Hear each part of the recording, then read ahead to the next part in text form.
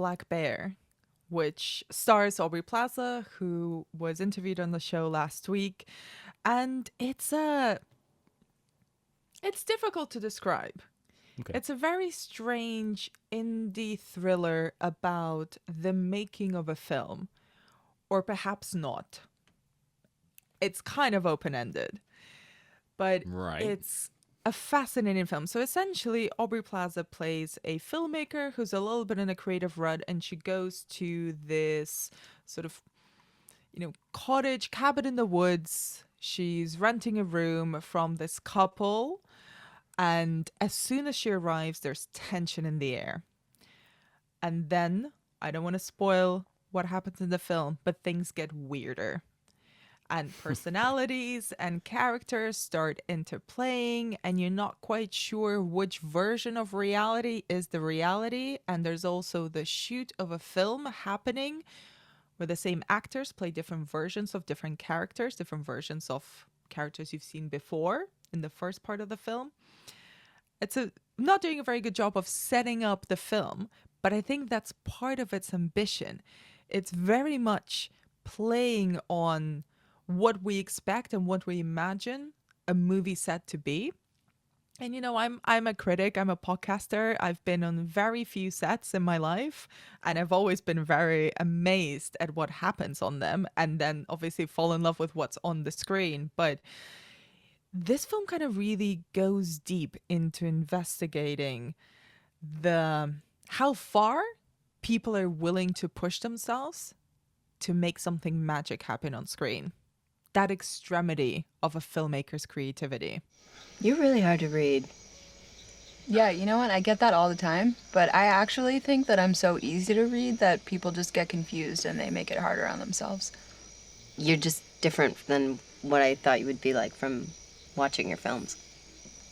You've seen my movies? Yeah, we watched them before you came. Really?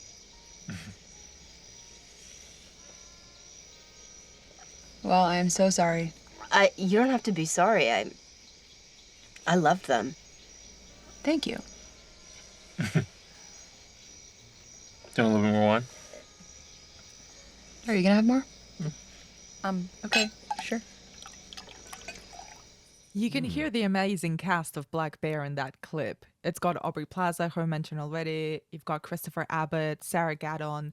They're all just astonishing performers, super talented and just immensely watchable. And they all kind of play several roles within the film, and you don't quite know which one is real. So it's very weird. It's very tense. And to be honest, like Aubrey Plaza could just be drunk rolling around on the floor for 90 minutes straight, and I'd still watch the hell out of that movie. It's not what you get in Black Bear. It's a lot more interesting. I think it's sort of in that it's that type of film. It made me think a little bit about Pain and Glory, the Pedro Almodovar film from a few years ago, because it plays around with how a filmmaker thinks. I'm always so interested in understanding how a filmmaker visualizes a film and how they know what to take from reality, what to take from other people's conversations, and how they then transform that into a film. And then all the dynamics on set, how far can you push a performer? How far can you push your film? Is it all worth getting that magic something on screen?